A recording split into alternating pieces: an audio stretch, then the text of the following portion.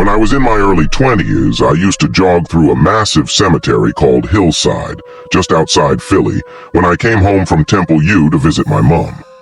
I loved jogging through there because it was so quiet and peaceful, aside from the sounds of nature. One very late afternoon, dusk, I was jogging through the main part of the cemetery and started to move along a small service road deeper in the cemetery about 5 miles long that connects to another cemetery in an adjacent town called Ardsley Cemetery. There are roughly 100 yards of uncut grassland weeds on both sides of the little road that lead to dense forests, with one side, on the left, leading to fenced-off railroad tracks surrounded by trees that ran through the area. As I approached midpoint, I noticed a teen-ish girl sitting on a massive dead log, stripped of bark, to the left, that must have been dragged out somehow close to the road after falling in the woods. She was distinctly wearing 70s clothes, a retro fad in early 90s, with massive bell-bottoms, scruffy white blouse, greasy sandy blonde hair, parted in the middle, and leather sandals. She did not face me as I approached, and just kept her head facing the dark woods across the other side of the road. But I know she must have heard me hitting the pavement as I approached, so now we are the only people on this old little service road with no one in front or behind as I pass between the two cemeteries.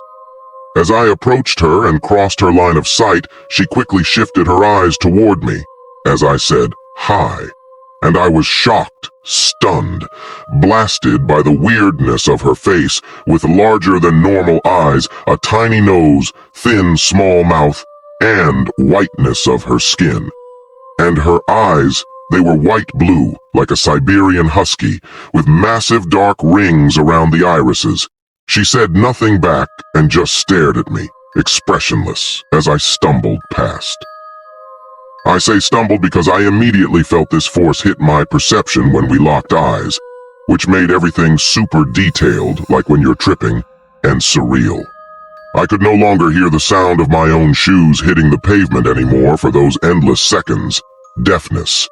No sounds, not even the crickets, and time seemed to slow down as if I was jogging in slow motion.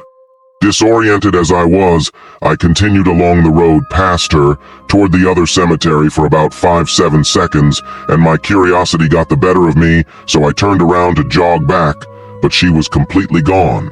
Nothing there but this huge dead log. I checked all around it. Nothing.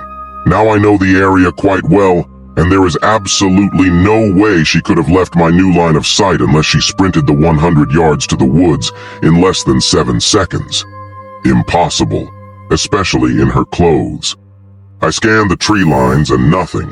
Just darkening woods as the sun fell below the tree line, but a feeling I was being watched. Again, no sound of crickets.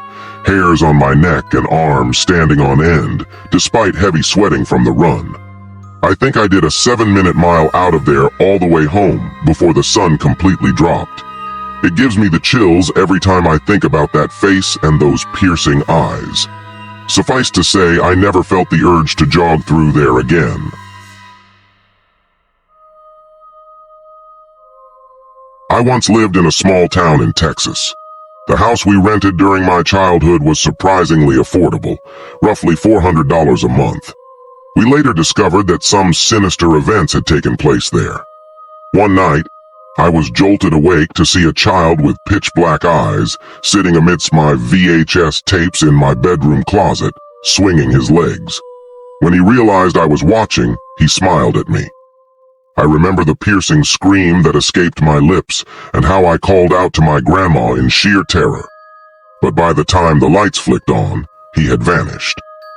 After that incident, I refused to sleep in that room. The next room I moved to had an attic door that mysteriously remained ajar. On a day when I was home alone, I mustered the courage to shut it. As I did, I felt a sudden tug on my hair, as if something was trying to drag me into the attic. The chilling growls and other indescribable sounds still haunt me. Luckily, my grandparents returned just in time, finding me on the floor, traumatized and bleeding. From that day on, I never felt safe near any enclosed spaces in that house.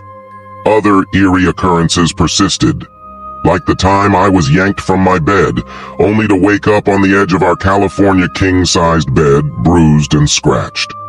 Or the night my cat seemed to be in a fierce battle with an invisible entity near a closet, accompanied by the most unearthly screams. I've since moved out, and the house has been condemned.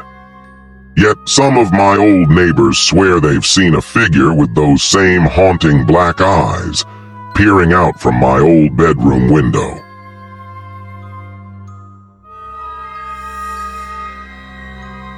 This happened on this summer, and I haven't stopped thinking about it. This August, me and my sister shared a room during our vacation. I've always been a light sleeper, so whenever I wake up, I tend to go to the bathroom or go to drink water. A particular night towards the end of our trip, I woke up in the middle of the night and just tried to go back to sleep, and this has only happened to me once, I felt my vision going blurry and falling asleep, and I, for some reason, uttered "im" in a dream, uncannily loud inside my head.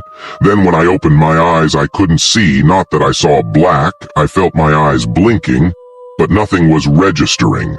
At the same time, I was in what I can only describe in a sleep paralysis type state, because I couldn't move or speak, plus going blind, and worst of all, when I became aware that I was asleep, all sound, from my sleeping sister's rhythmic breathing, from the sounds of the street became an extreme and loud, glitchy buzzing noise. Imagine a broken printer. The sound was the worst of all of this by far. I can only describe it as every sound glitching inside my head. All this happened in the span of maybe 10 seconds and was nothing like I have ever experienced.